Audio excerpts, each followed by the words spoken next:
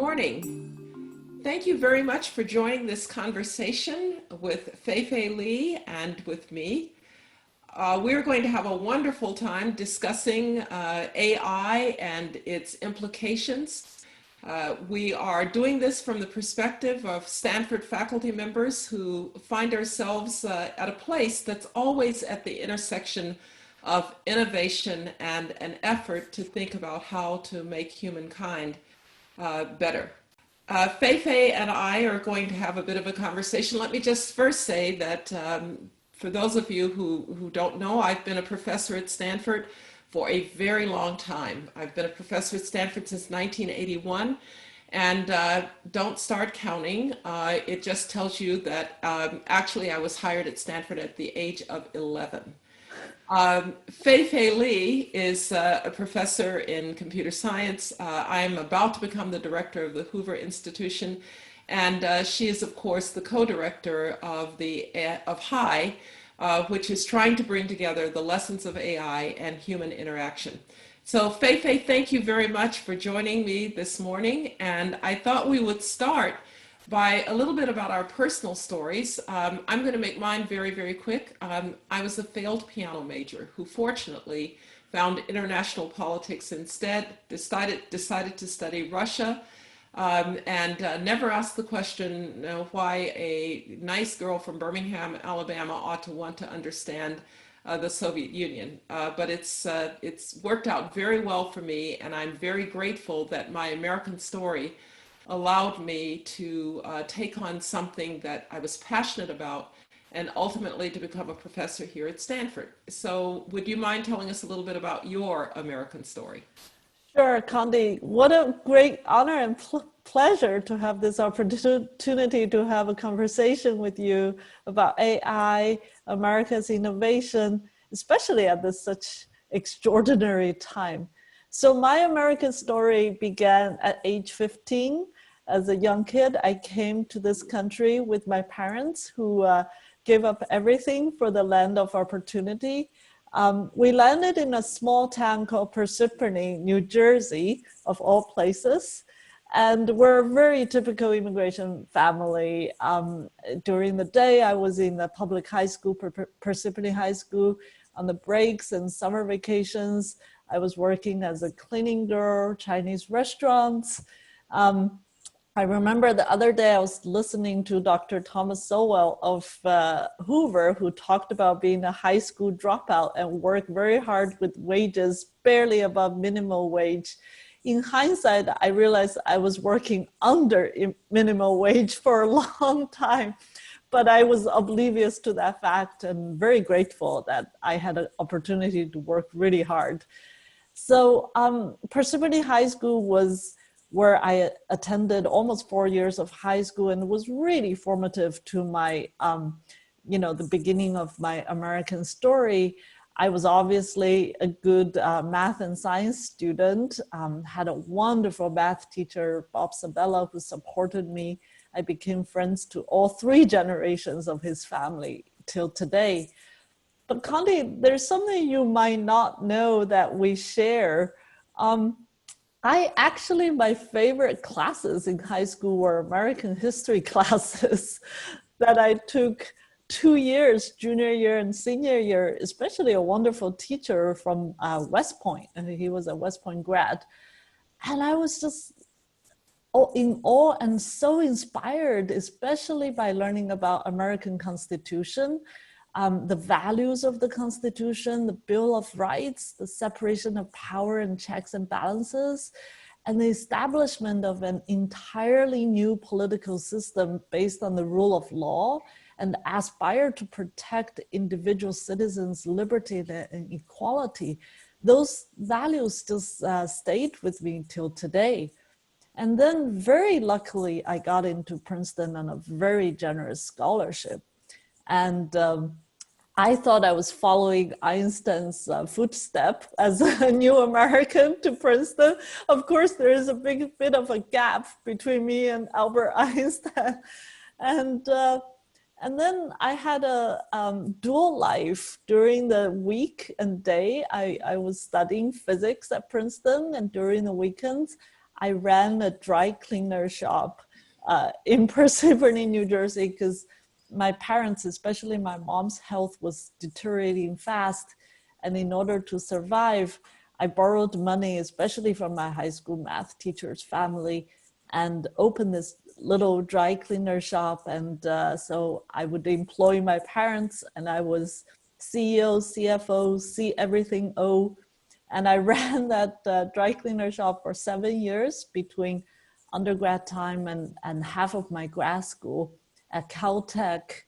And I was, and you know, somewhere between college and grad school, I was really inspired by the science I was studying. I loved the dual study of human neuroscience as well as AI. At that time, it wasn't called AI, but computer vision, machine learning. So I made the decision to become a professor fairly early at the end of college. And I was first hired as a faculty out of grad school at University of Illinois, Urbana-Champaign, and then went back to Princeton for a couple of years as faculty. And then I also feel I've been in Stanford for a long time, since 2009, and have been living here happily ever after with my family, taking care of my aging parents. So that's my quick sketch of my American journey. That's a wonderful American story. You know, America's stories, there are 300 million of them, and I think we have to realize it's such a wonderful patchwork. But I want to start by saying you said you were very much attracted to what we now talk about, AI. Well, I have to tell you that for the layperson sometimes, there's a little bit, there are two reactions. First of all, I'm not sure I know what it is. And secondly, I'm not sure if I like what I hear about it, because there's kind of science fiction mentality about it. Are we going to see machines taking over for human beings? As a musician, I've sometimes been offended by the fact that people say, well, there are AI algorithms that are composing as well as Beethoven. So can you talk a little bit about how we should understand AI, and then what are some of its benefits? Yeah, no, Candy, this is important. And I'm here to have this conversation with you because I want to talk about AI and help to bridge that dialogue. And, I joke with my friends, AI is like Hamlet. 1,000 people have 1,000 Hamlet, and AI, 1,000,000 people have 1,000,000 AI definition. But roughly speaking, just put it in simple terms, AI is a modern computer science technology based on computers and mathematics that enable computing machines, again, computers, to learn from data, sometimes lots of data, and make very smart or capable inferences based on the patterns we see in this data. And sometimes the patterns we learn from these smart computer programs will help to make very smart predictions. The fact is, AI is already everywhere in our life. It's still a very nascent technology, but we're using it. For example, we write checks and we deposit them to banks. A bulk of Americans' banking system is using automatic computer vision reading programs, software programs to read the checks we write. And that is a piece of AI. Or, these days, I don't know about you, but I do shopping on Amazon and online shopping all the time. I was just ordering some soaps yesterday and getting all these recommendations as soon as I type hand soap. And that algorithm that's giving us the recommendation is a piece of AI, or technically we call it a piece of machine learning. The other thing is already happening in our cars. If you buy a new-ish car recently, you get a lot of these software that's helping you to stay in line, right? To alert you if there's someone behind your car. And these are, again, our AI algorithms at work. So it's nascent, but it's coming in our lives, coming in our work. And I want to bust two myths that I think is really important, especially as an AI technology. One myth is what you said, it's taking over, it's omnipotent. I think it is, we need to recognize it can be powerful, especially in areas that machines can do well, like recommending millions of products. I think it's hard for any human to do. But it's not omnipotent. It's still, it's solving certain problems one at a time. And we need to be careful when we hear these hyperbolic descriptions of this technology. We want to know specifically what each application does, but the sense of taking over is, we have to be careful, not going too far. And we'll talk a little bit about what does that mean to jobs and so on. Another myth I want to bust, and I think it's really important for me as an educator, is that AI is only for a small group of people, especially those hackers who had a computer since age 5. And that is not true. It's true as a technology. In the development phase, we get computer scientists and software engineers to develop this. But AI is such a horizontal technology. It takes everybody's participation. Artists have a role to play. Policymakers have a role. Economists have a role. Lawyers, teachers, doctors. And I hope that throughout this conversation, I'll help to give some examples of what are the different aspects of AI that call for everybody's participation. Well, I gather that's one reason that there's the human in HI.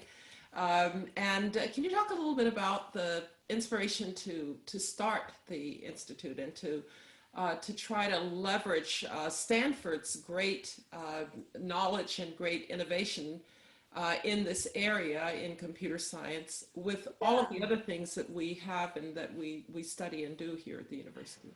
Yeah, in fact, this is really interesting. Is Hoover the oldest institute of Stanford? Well, it probably is. It goes back to Herbert Hoover. Right. So I think the Human Center AI Institute is the youngest institute. So it's quite interesting and an honor to have this conversation. So HAI, which Condi, thank you for being one of the advisors of us, was founded last year in the spring, and oh boy, how the world has changed in just 1 year. It was really founded by this urgent sense of responsibility and opportunity. We're at a historical moment that AI and technology are transforming our lives and work and community and society, and it will be more and more so. But there are some pressing issues to grapple with. You said the magical word, it's the human pressing issues, from individual rights, well-being, to community well-being, to economy at large, to labor market at large, to ethics of every aspect of this. And it's not enough for just computer science department, which is the background behind me, to tackle this. We need a new approach, multidisciplinary, multi-stakeholder approach to really get to the bottom and to stay ahead of this technology. And that's what Human Center AI Institute is about. It also stemmed from my personal background of being a neuroscientist as well as an AI a computer scientist. I see that interplay between humans and technology comes into all aspects of the science itself as well as the technology. So we focus on three things at HAI at HI. One is guiding and forecasting and studying the human and societal impact of AI. Here we collaborate with colleagues at Hoover, at the School of Business, at School of Law, Education, Medicine, so many different aspects and nuance about the policy and the way, the guardrails of ethics and so on. The second focus area is designing and creating AI applications that augment human capabilities. And this is a strong belief AI or any technology here is not here to replace people with its goal, is really to empower people. Of course, technology can take people out of harm's way. Think about rescuing work, or do some work that humans are not good at doing in order to help people. But the bottom line is, how do we enhance, how do we augment, and how do we empower? And here our researchers are working with doctors, teachers, educators, clinical researchers, and and other aspects of this technology. Last but not the least, Stanford has prided itself in basic science research. We recognize AI is still so nascent. In order to help humans better, we need to understand humans. We need to understand brain. We need to understand human psychology. So we are also focusing on the multidisciplinary research work between brain science, cognitive science, and the deep machine learning research. So these are the three aspects of HAI's focus in our education, research, and outreach. Well, it's such an exciting prospect because Stanford has very low barriers to cooperation between the disciplines. It helps that we're all on the same campus. So computer science, and you can walk right down to Hoover. You could walk over to CEPR, the economics center, or you could go to the medical school not very far away, or other parts of engineering. So we have this chance for interdisciplinary work. I want to ask you about the ethics piece of it, because I study international politics, and I've always said that human beings are sometimes better at the knowledge part than at the wisdom part. So the example that I often give is that the same technology that allowed us to split the atoms so that we could use civil nuclear power to turn on lights or to do medical isotopes also gave us the atom bomb. And so sometimes technologies go awry and they actually cause enormous ethical problems. And I think one of the concerns that people have is, if you think about in healthcare, will AI be used to discriminate, for instance, against people who are predicted through machine learning to have certain kinds of diseases? Will insurance companies be able to use it? You've heard all of these arguments. So one of the things that really has impressed me is that there's a strong desire to have people look at the ethics of AI within the Human-Centered AI Institute. So can you talk a little bit about that? Yeah, I cannot agree more with you, Condi, especially as a physics student. I totally know what you're saying, from the atomic physics all the way to, also bombs. So I think this is a topic dear to my heart. At the end of the day, I strongly believe technology is a double-edged sword. Since the dawn of our civilization, humanity has been out innovating ourselves every step of the way with the hope of making lives better, making work better. But anytime a technology is invented, it can be used in good ways and in adversarial ways. And the most important thing is, as a society, how do we put in the guardrails, and how do we collectively we have individual responsibilities when it comes to ethics. We have professional responsibilities with ethics. We also have a societal ethical responsibility. I do want to talk about this, especially in healthcare, since it's dear to my heart, in this dual dimension, right? I haven't talked about the benefits. In fact, there's a lot of benefits even in healthcare. Just look at the pandemic we're going through. As a piece of data-driven technology, machine learning can help our doctors to do the advanced epidemiological analysis can help to discover drugs, sometimes can help to uncover old drugs for new purposes. These are tremendous usage of this technology. I personally work with clinicians in using AI to augment their healthcare delivery, to take, to help clinician fatigue, to help them to watch patients who need continuous monitoring for their safety, but we don't have enough clinicians to do that, especially when a hospital is overloaded or clinical system is overloaded at a crisis time like this. And even at the government level, the benefits in AI, you mentioned examples of insurance.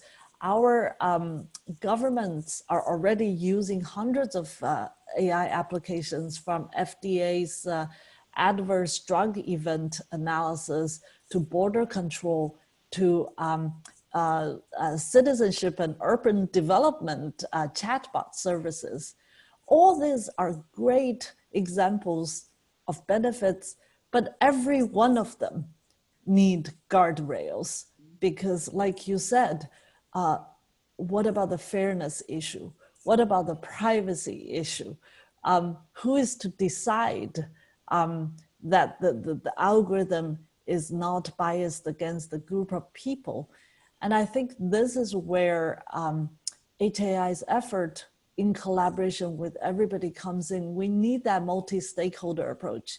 I remember, Connie, you talk about that a lot in your area of expertise, that multi-stakeholder conversation, collaboration, policy making is so important. And I think this is true for AI, that ethics is such an important piece. Just a tiny example, my own healthcare research in AI, we not only work with the university administration on human subject protection guideline, we actually work with bioethicists, legal scholars, privacy experts from the design of our research with the clinicians all the way to the application of the research. And I think we need to recognize this is the moment that we bake ethics into the design all the way to the application of AI. And to start at the beginning, so to speak, while it's still nascent, as you've been yes. saying. And it sounds very much like you're describing ways in which AI can actually assist in the workplace. I think there are probably also ways that AI can assist in education, and given the importance of the fact that we are an educational institution, how do you think about AI and the task of educating people for the future? Oh God, this is so dear to my heart. I know it's dear to your heart. We absolutely need to increase the amount of AI education, because I think that American workforce need computing savvy and AI savvy talents. There has been reports, multiple national reports. Some of the latest number I read is that computing jobs is the fastest growing jobs of all STEM jobs, all the way going to be into 2024, as far as we can see.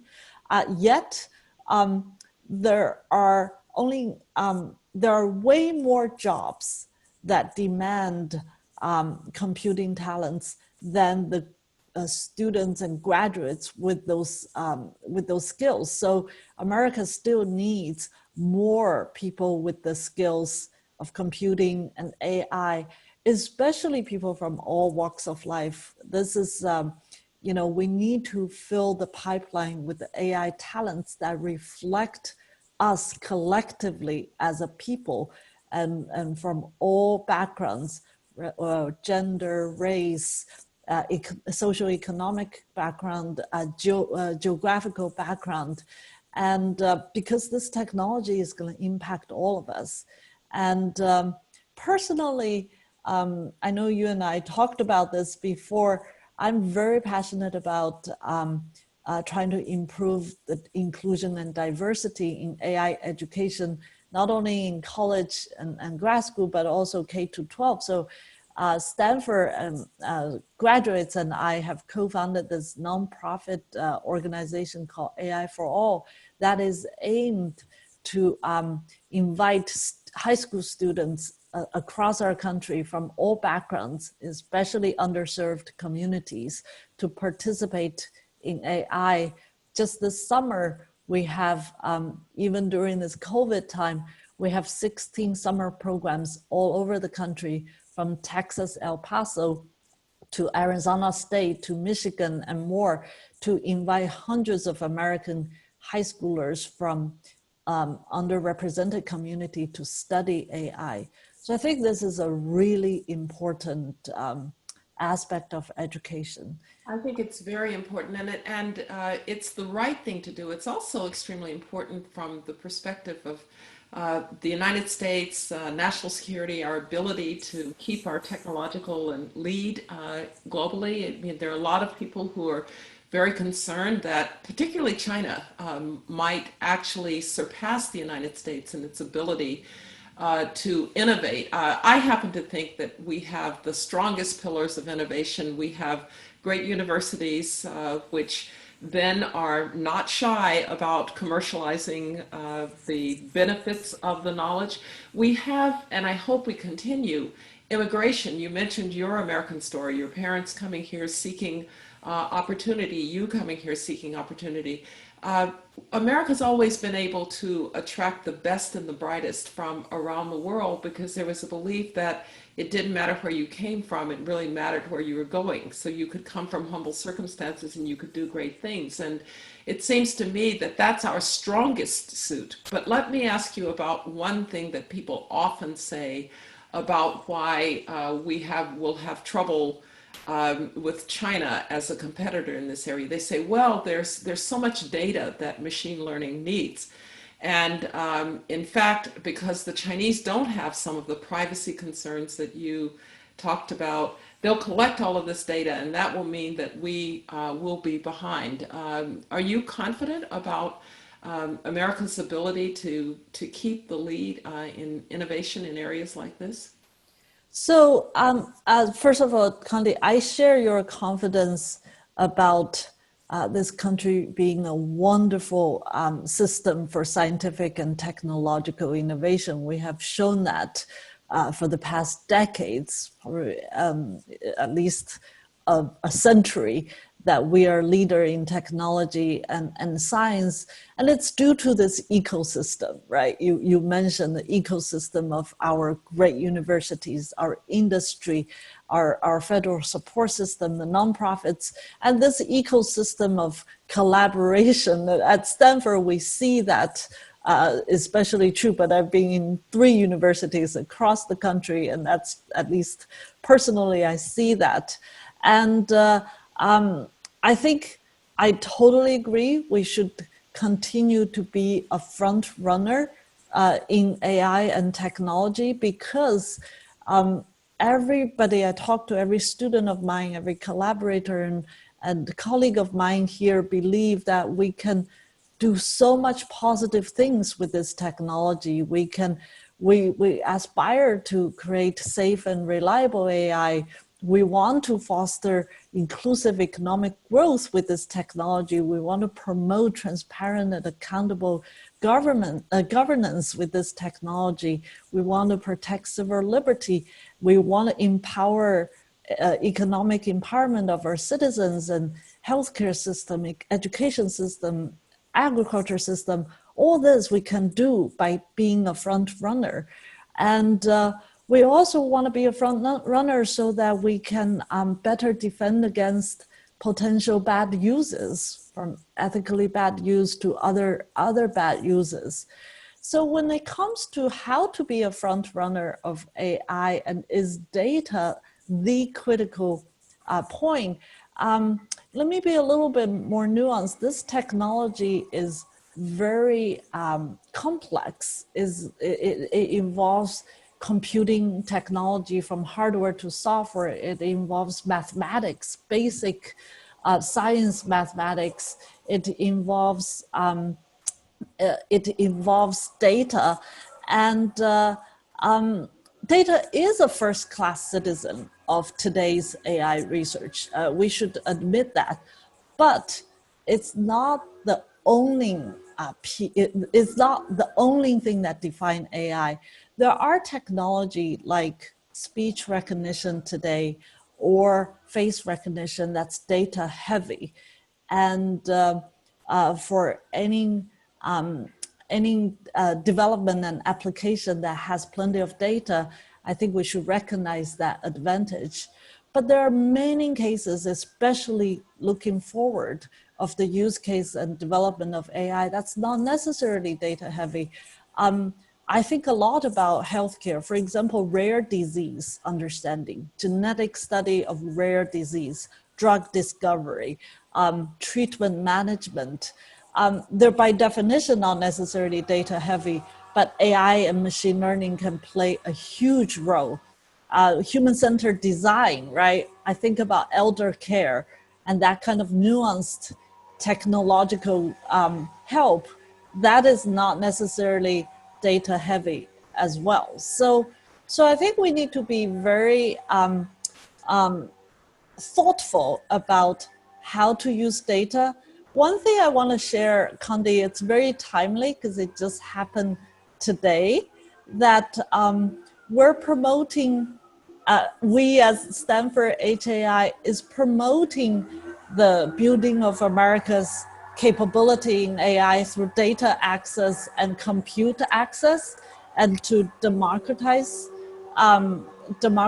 this technology. So today, HAI has advanced in Congress a piece of legislation led by your good friend, Senator Rob Portman, with a bipartisan group of legislators on this idea of building a national research cloud that give American researchers access to the tools needed to bring the next generation of AI. And this include data access. And this is the effort HAI and many collaborators are making to tackle this issue. That is just excellent news. And in fact, one of the things that we would like to try to be helpful with at Hoover and at other policy institutes is to think about how to make the translation from the needs of research and knowledge and the benefits of it into legislation or government support that might actually help in that regard. And so congratulations on that. We're very excited to see. Yeah, thank you. I'm going to turn now to some questions from our attendees, and there are a number of them that are very interesting. I find one that is a bit challenging for me to think about, which is, do you think that the future of artificial intelligence will include not just the ability to reason, but somehow to get to emotional acuity? And it goes to this point of how different will the machine always be from the human being? Can you talk a little bit about, maybe even philosophically, even if it's not on the research agenda? Yeah, no, this is a great question. So from a basic science point of view, especially I come from a cognitive neuroscience background, there's always going to be a scientific inquiry of how we can include more emotional intelligence and human level of reasoning and creativity into machines. Even at Stanford right now, I have an ongoing collaboration with a group of neuroscientists on human baby, learning from human baby development and AI, and develop algorithms that mimics human babies' curiosity and the theory of mind elements into machine learning. So that's the basic science inquiry. But I think there's also a layer of this question is that how likely is this going to be like humans and feel like humans and think like humans? I think this is an open question. humanity is always out innovating ourselves. So I'm curious to see, but again, this might be a little scary for all of us too. So at the end of the day, we need to stay ahead of the ethical human implication of these science, right? I like to share with my students, there's no independent machine values. Machine values are human values. So a scientific inquiry like this is simultaneously very interesting, but it's also impactful, and we need to build in that guardrail and ethics concern from the beginning. Well, one of the places that we know there's going to be an impact, and we talked a little bit about this, but there's several questions about that are more specific to how do you see AI impacting work, the future of work. You said that there will be some tasks that human beings are not as good at doing as machines, but there has to be some machine human mix for human beings to continue to work. So can you talk some about that? Yeah, Connie, I think we all see, and you know as much as I do, more than I do, that humanity as a society, we have been changing constantly over the past thousands of years, at least recorded history, because of our technology and the way productivity changes. So it's not even a question AI is going to impact of human of work. In fact, I served on California Governor Newsom's Future of Work Commission in the past 1 year, and there's a lot of discussions about this. I think that one of the most important thing is to recognize the different aspect of this work, the employment and labor aspect. HAI again, is have researchers and invite collaborators to really begin that kind of research. Is so important. We understand the implication, the policies to help people, and reskilling is part of it. Education is part of it. It's gonna be an interdisciplinary approach. Personally, I agree with you. I believe so much about that human-machine collaboration. Again, through my healthcare research experience, I've been in hospital for both personal reason to take care of my mother, as well as my research. The more I work with doctors and as a family member, the more I believe a lot of work is about humans to humans. Healthcare is humans caring for humans. I would give doctors every tool I could to positively impact their work, to positively impact patients' recovery and treatment through the advances of technology, as long as we stay focused to the mission of taking care of people. And I think that these are the kind of interdisciplinary dialogues and research that need to happen. And we still want the doctor to be there with us. Oh, absolutely. And the nurses, the healthcare workers, they're so important. In fact, since healthcare has been one of your areas of interest, I do want to raise this question that has come up about how you mentioned how it can improve the doctor's ability to care for the patient. This question is really how can we also use it to improve the unequal outcomes that we're getting in healthcare. We've seen with COVID-19 that there are certain populations that are being hit much harder by this virus, and it has to do with unequal health, the basis of health being unequal. So how do we think about AI and inequality in healthcare? Can it help there?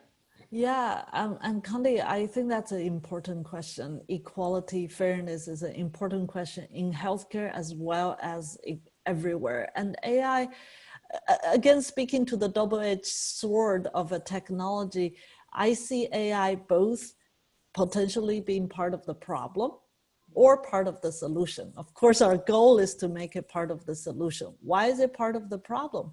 Because we can develop biased algorithm, we can use the algorithm, whether it's biased or not, in a biased human way.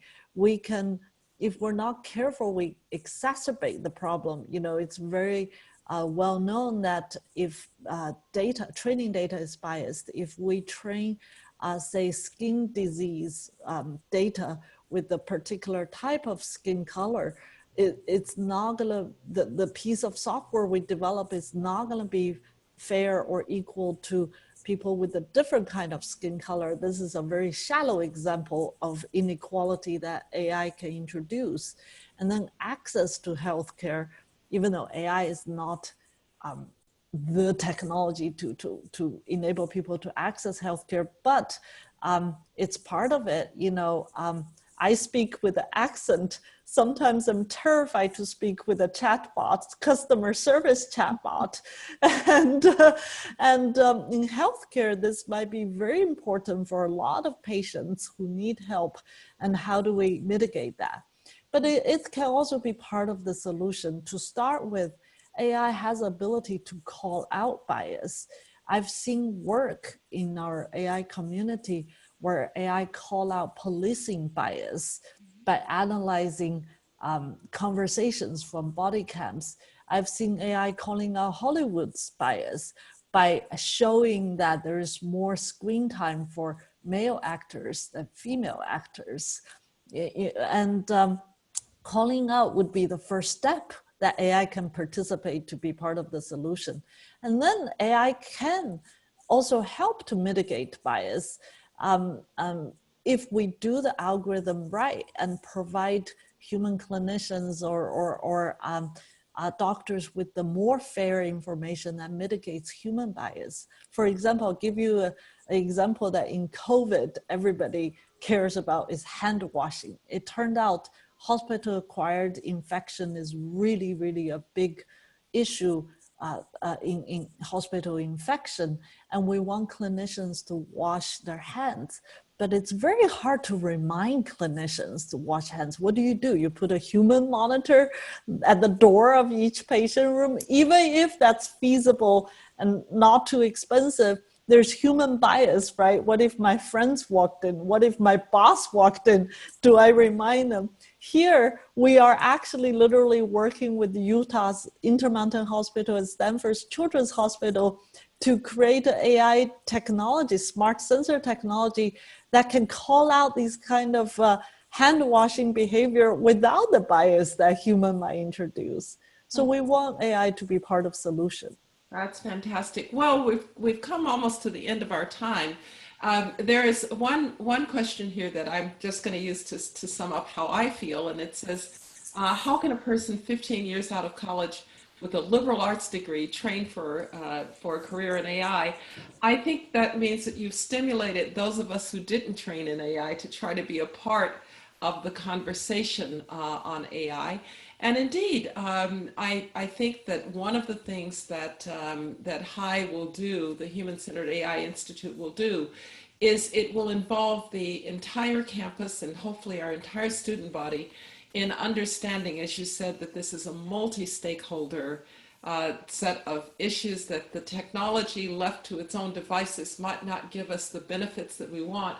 But if we can bring the whole of human knowledge to bear on how we use this very powerful technology, maybe we can help humans move forward. So thank you very much, Fei-Fei, for a wonderful conversation, for demystifying for us, and for stimulating people to want to know more. So thank you, Condi. Yeah, it's an honor, and I love to continue having this conversation. America's strength is our people, and the more people participate in this technology to guide it, to develop it, the stronger we are. Absolutely. I very much look forward to those further conversations. Thank you. Have a good day. You too.